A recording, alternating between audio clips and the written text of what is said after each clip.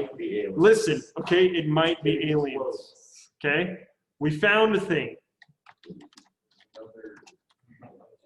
Did we find a gunshot monolith? So have we talked about, no, it's not a freaking monolith, okay?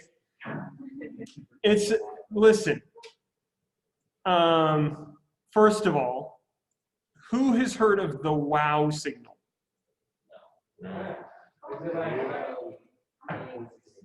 Okay, this is called the wow signal. And yes, it is literally 6EQUJ5 with someone that wrote wow by it.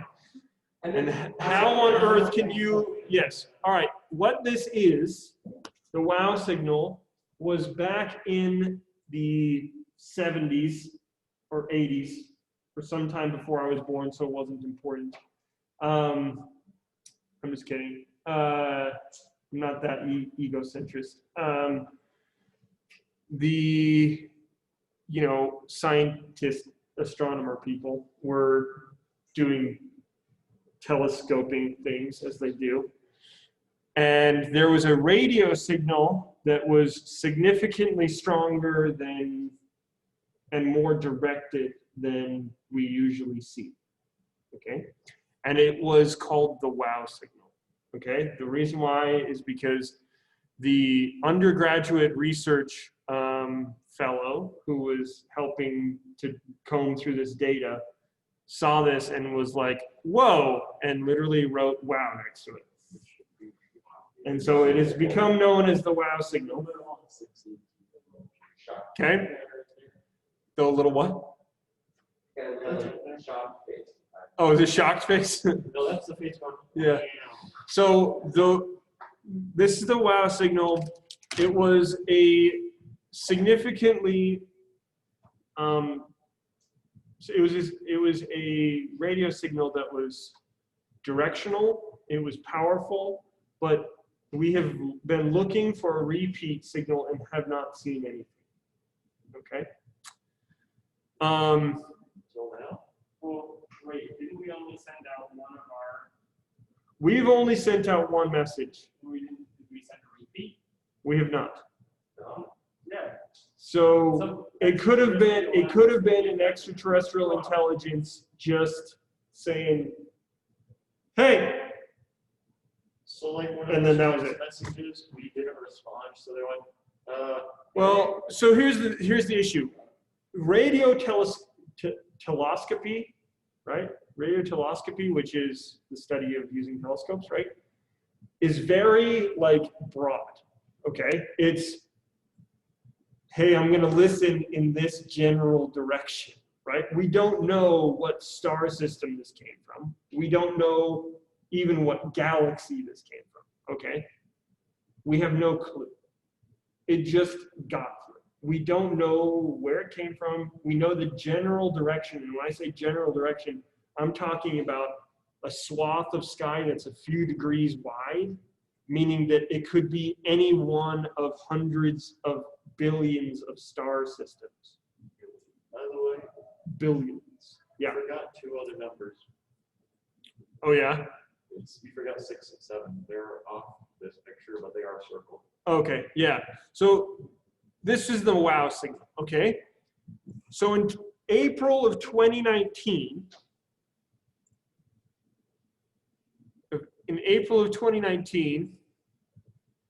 a signal was, yeah, we get it, okay? We get it, all right? A signal was detected in the direction of Proxima Centauri. Okay? And we know that there is a planet that is going around Proxima Centauri.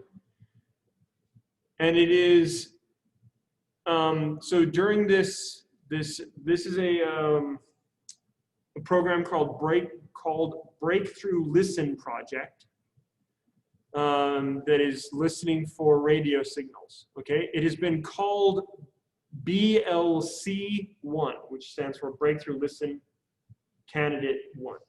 Okay? It was a very narrow radio signal, 980 millihertz.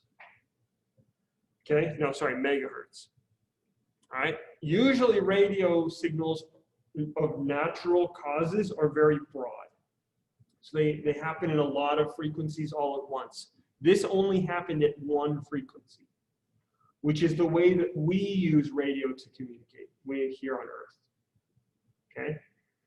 Here on Earth, we send radio signals at very narrow frequencies. That's why you're able to tune a radio into a certain radio frequency, like, I don't know, FM 100 or whatever, you know, right? 980 megahertz is in the radio frequencies that we use for communication. Okay. It also was blue shifted, which means that the source of this radio signal was probably moving toward us. More than likely, it was just moving toward us in an orbit around a star. We don't know if it came from the Proxima Centauri system, but it came from that direction. Okay? We should aim there and say the exact same thing. So this is the best candidate for possible, this is the best candidate for a possible radio signal from extraterrestrial life. And this happened last year, and a paper was just published about it, not last year, 2 years ago in 2019, right? So a year and a half ago. A paper was just published about it, I think in November or December. And it's kind of gone under the radar because the world is literal garbage fire right now. Because everyone's focused on all sorts of different things. But this is a serious candidate for an intelligent signal, okay? So pretty cool, all right, exciting. I wouldn't say that this is definitive evidence. Once again, we don't know that it's aliens until for sure we know that it's aliens. But it might be. But it could be. That is a possible. Knowledge is just.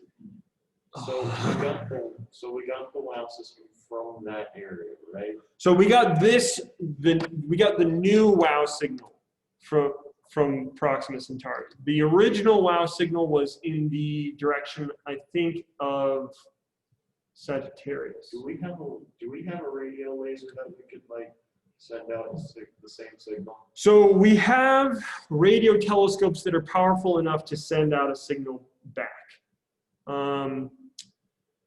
Those radio telescopes are really big ones, like the Arecibo that just got destroyed. We could use, there's a radio telescope in China that uses a very similar setup. The Arecibo radio telescope was established in a crater because it was a natural bowl shape. They're using a crater in China to do a very similar thing. They lined the crater with cement and then lined that with a radio reflective coating, and then put a receiver above it. They did the thing. They did the thing, yeah. Okay. So new WOW signal. That's a big deal. Has anyone heard of SETI? No. So SETI is the Search for Extraterrestrial Intelligence. Okay? It is a science program that has been listening for radio signals for decades. Listening to see if we can find anybody out there. Okay? Remember the Fermi paradox? Yes? The SETI is a program to try and answer the Fermi paradox. Where is everyone? Okay? Yeah, and it's going to be a while before we have the answer, but we're finding more and more information all the time, and more candidates of possible. I mean, here's the thing: we've only been really listening for like 30 years, right? which in the grand scheme of things is nothing. They might have been sending signals before that. Right, they might have been sending signals before that. Who dares to call me right now? Leave a message, dude, wherever you are. Okay.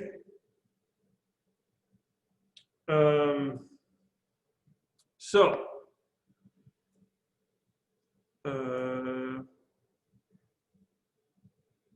sorry, my wife texted me. Okay.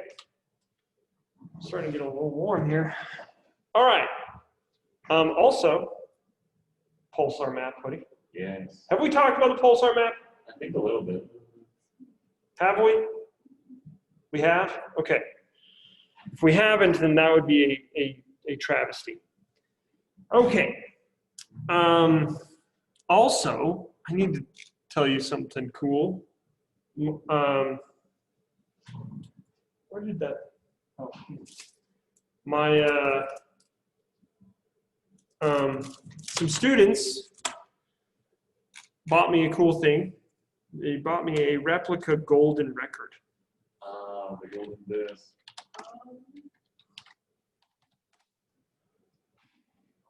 Which is pretty cool. Yeah, they bought me a replica golden record. It's actually 3 vinyl records. And it includes a gold foil replica of the cover, which is this right here, which has the pulsar map on it, and yeah, instructions for how to make the record work, which is right here. How do we know they're going to understand it? Because it's math. It is math, Do and they it's use the same math as we do? There's only one math. there's only one math. One thing plus one thing makes 2 things. How you represent that is different. Obviously, we use Arabic digits, right? This is the Arabic digit 1. This is the Arabic digit 2. And if this is news to you, yes, we use Arab numbers. If you're offended by that, then you have problems. Yeah, 1 and 2 here. So how we do like math is not because of the symbols, it's the calculations. The things make, one thing makes, right, one thing plus another thing makes 2 things, right? Anyway, this is in binary, essentially, 1 0 1 0, but the 1s and 0s are represented by dashes and slashes, essentially. And the way that they represent that is by using a hydrogen atom, which this is representational of a hydrogen atom, which is the most common atom in the universe. So this is the unit, and then we use that unit for everything else. Hydrogen molecule? Yeah, sorry, hydrogen molecule, you're right, sorry. Which is 2 hydrogen atoms together. Thanks, AP chemistry student. Okay. No, thanks for correcting me. I'm not trying to be mean or pedantic or. What's the weird square thing? With the This is a representation of the first image that is on the record. So the record has a collection of images. All right. So we've been talking about listening for aliens, right? How have we tried to communicate with aliens? Right? thing. This thing, okay? This is not how I was envisioning today's discussion would go, but this is the way we're doing it. And if you're bored, then you're in the wrong class. So the Voyager record is an attempt for us to communicate with possible alien species. And in a very long time, yes. So the Voyager spacecraft, the 2 of them, yes, So are there's something that already picked it up. no. These two spacecraft that we sent out are just barely leaving, quote unquote, the solar system, depending on how you define the solar system. They're not even outside of the, they're not even outside the Oort cloud yet, or they haven't even got really to the Oort cloud. It'll be a while until they actually, it'll be a few 100,000 years before they pass by any star systems. We should have put like. But they're going to be good. They're going to be intact for a very, very long time. And on the side, you can see here, this is the golden record. Okay?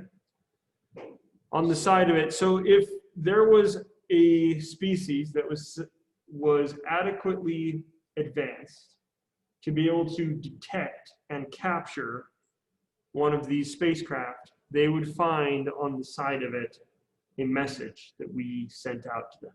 And that message is the golden record. Yeah, Cameron. Then since we sent that thing out. How many years? It has been 43.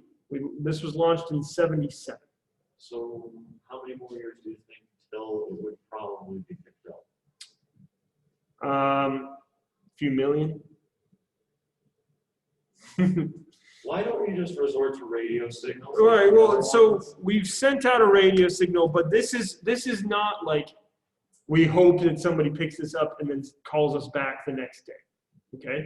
This is just a signal, this is just a message. This is a message in a bottle. Wouldn't it be funny if somehow like they're doing their space program and all of a sudden when they go to their moon, they're like, wait a minute, what's that? To be completely honest, I think it's more likely that we as humans go and pick these up in the next few thousand years. Or like we no longer need these. Yeah, so I think that probably one of them at least will become a museum piece in a few thousand years. Okay? And because it's made out of gold, so we send star stuff into the stars. Well, yeah, everything is star stuff though. So So specifically gold. yes, well, anything that's heavier than carbon, right? Yeah. So the golden record, this is the cover right here. So there's a cover on it, and then the record is underneath the cover. The cover has the pulsar map, which is a representation of where the solar system is in our galaxy, using pulsars, which we know what those are. Yeah, they are rapidly rotating neutron stars. Using the signal from pulsars, and believe it or not, actually my first YouTube video that I ever posted was about this. It's not on my school channel, it's on my personal channel, so there you go.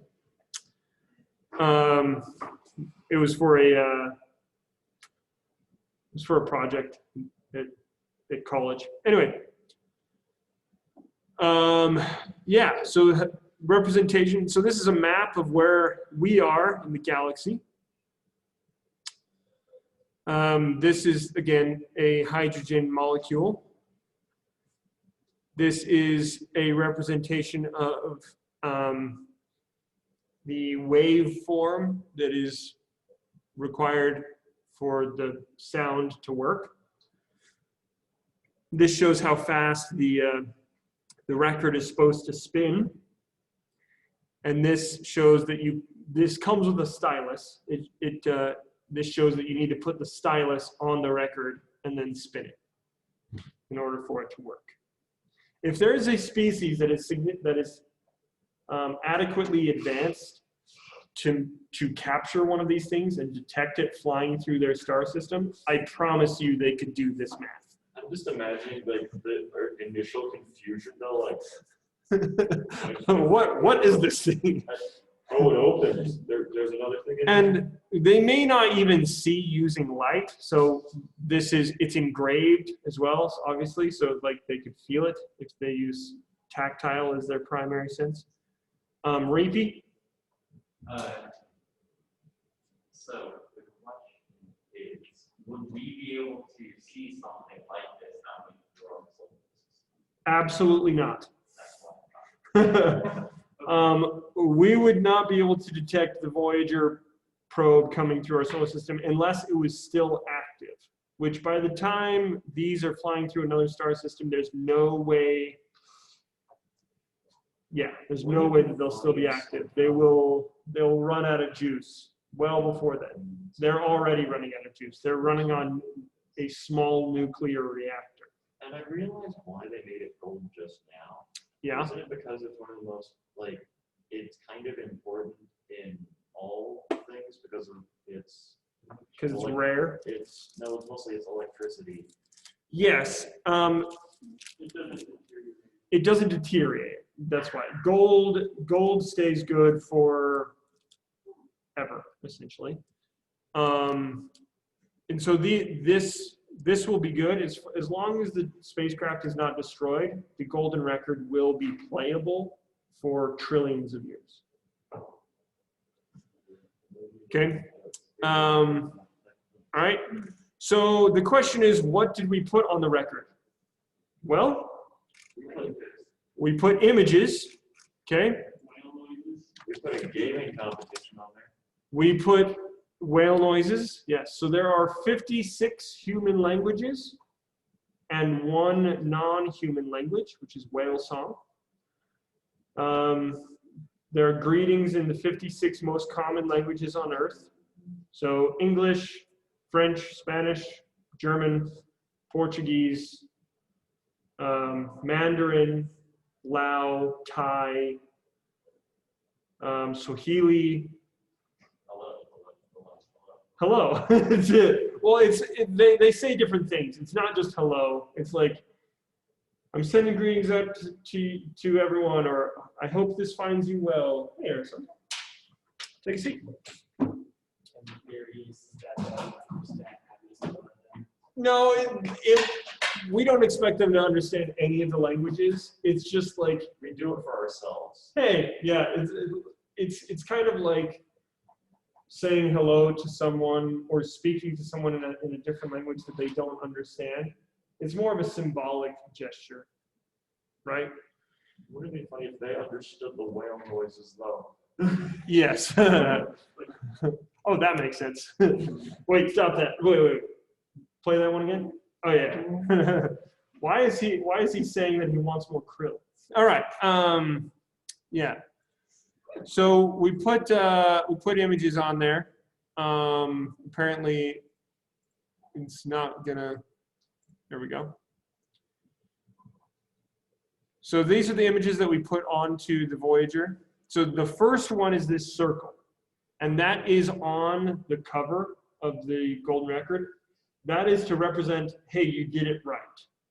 If you see the circle, then you got it right. Okay?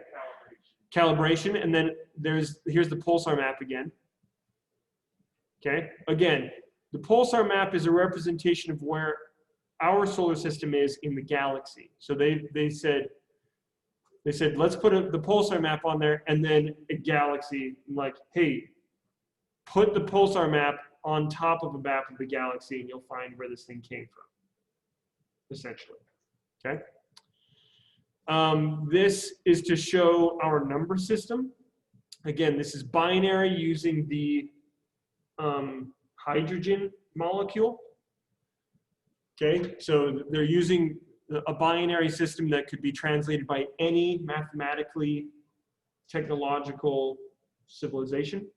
And then they use our Arabic number system to show them, like, this means this, this means this. This is a code, essentially. This is the code breaker for our number system, okay? Then they show, that, again, here's the hydrogen molecule. And then they show scientific notation.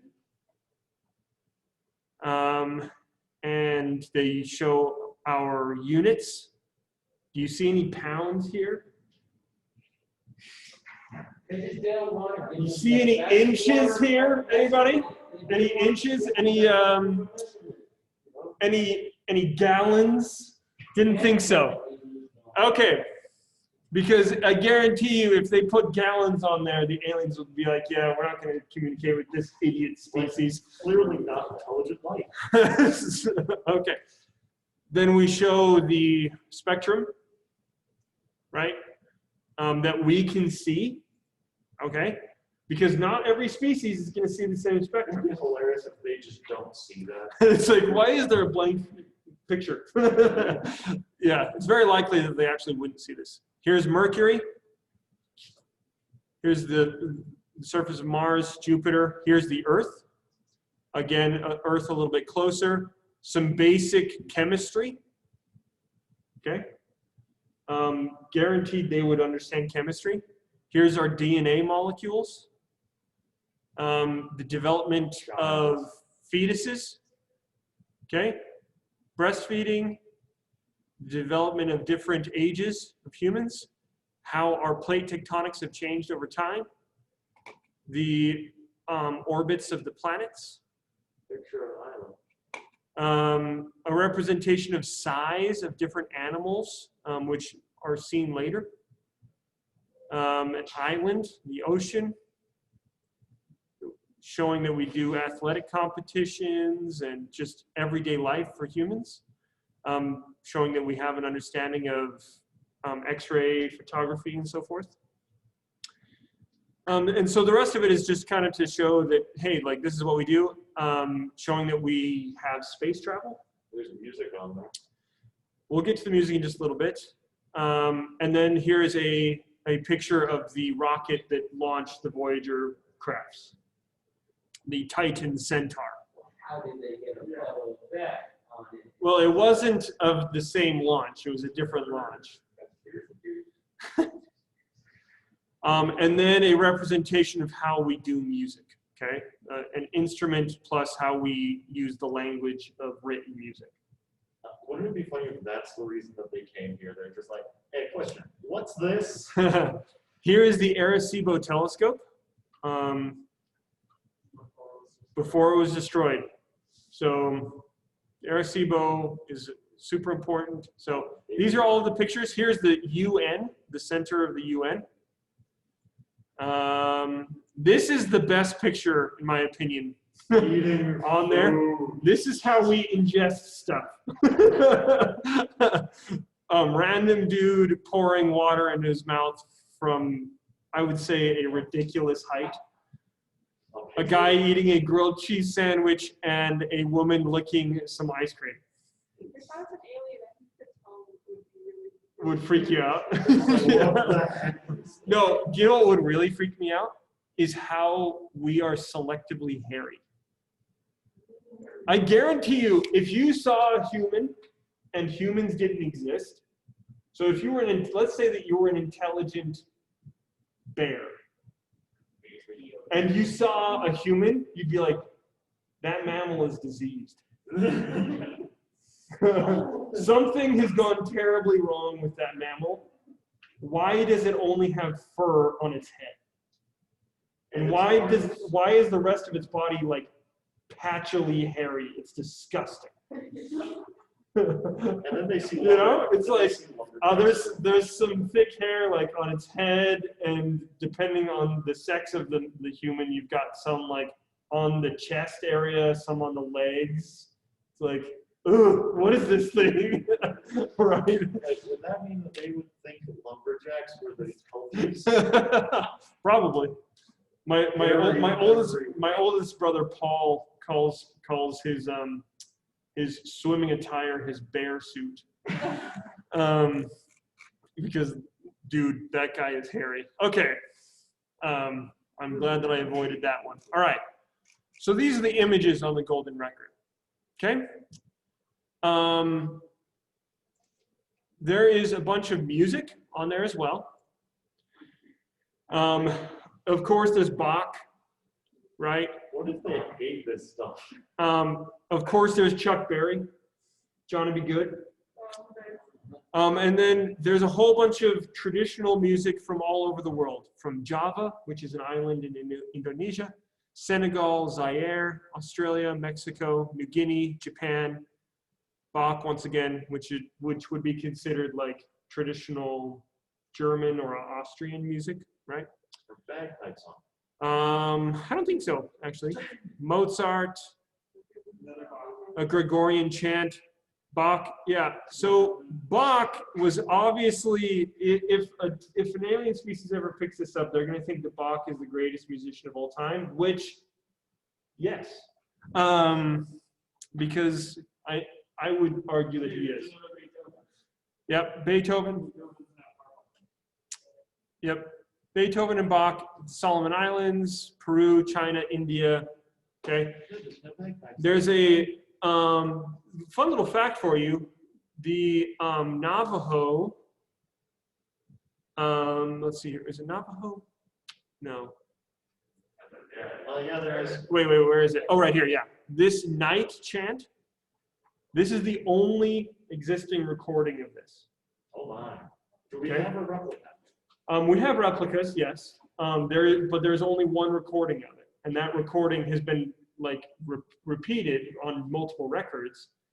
But there's only one recording because this is the most sacred ritual of the Navajo people.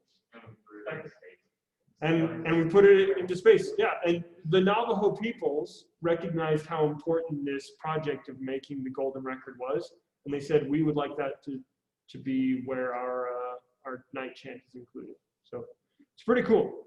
Okay. So this is the different music that's included. I think that's pretty awesome. But they also just put sounds on there. Okay.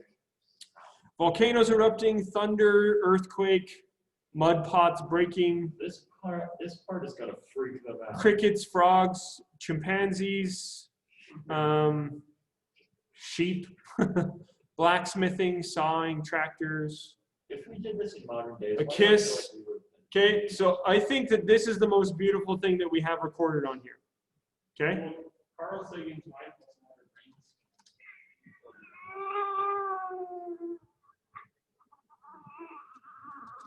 Okay, just listen.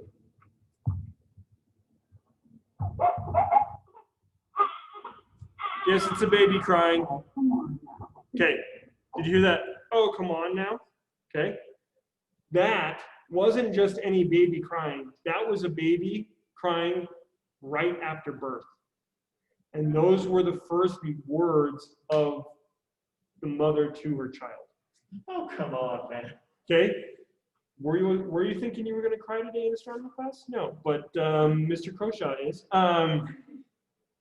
I remember exactly where I was when I heard about this. Okay? And this is part of the reason why the golden record is so important to me. Because I think it's just an encapsulation of the best and most beautiful that Earth and humanity have to offer. I remember where I was when I was first learning about the golden record. I was in the northeast corner of the Utah State campus quad. And I was walking to my chemistry 3500 class, listening to a podcast on my headphones. And I had to stop and let a few tears run down my face because I had never considered how we could communicate our best and most beautiful to another species. And I think that this is a really good approximation of that. I think that we did our best to show what we have to offer to the galactic community, to the cosmic community in this record. I think it's pretty cool. You'll notice that they don't have any anything that is like different politics or different arguing or war sounds or images, right? We're showing our best technology, our best music, the most beautiful things that we can think of. So I think that's pretty cool. Excuse me. Yeah, what's up, Cameron? Yep. There is, F-111. There is an F-111, yep, and a Saturn V liftoff. The F-111 it's not a military spacecraft though, or aircraft. It was mostly used for research.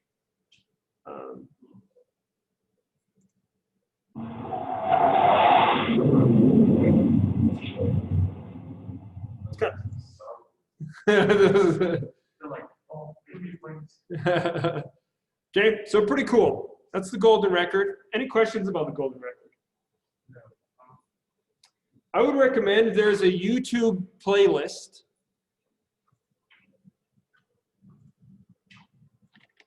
If you would like to listen to the entirety of the golden record, there is a YouTube playlist that you can listen to it. Okay? So all the songs on there. Okay? I'm going to end the YouTube video here. I'll probably make another one today, but yeah, that was our discussion about aliens and trying to communicate with aliens.